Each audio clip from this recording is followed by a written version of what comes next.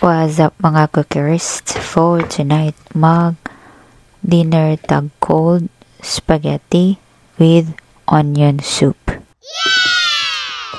Para sa cold spaghetti, ato lang gikuha ang naluto na nga pasta ug ang spaghetti sauce Filipino style ni siya. Mao ni ang leftover na spaghetti nga atong giluto pag may aging adlaw. And for the onion soup, syempre natay mga white onions or sweet onions, and then ato lang na siyang slice taman sa ginhawa, and then igisa lang nato na siya sa jutay nga mantika.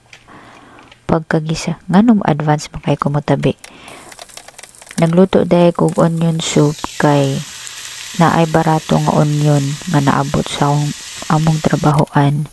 So, ako siyang gipalit. And then, nag-decide ko nga mag-onion soup. So, moong nag-onion soup taron. So, ang ato din gibutang din na is, we put sugar. Kamay lang jud kaayo.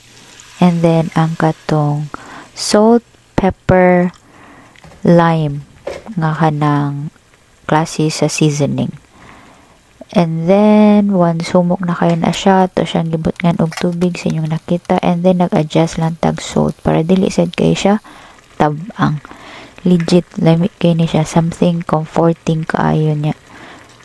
Something comforting. So, try lang. Okay man siya ipare sa cold spaghetti. So, kung napulaan na mo sa corn soup nga ipare sa spaghetti, try sad ning onion soup. Dali lang kaayo.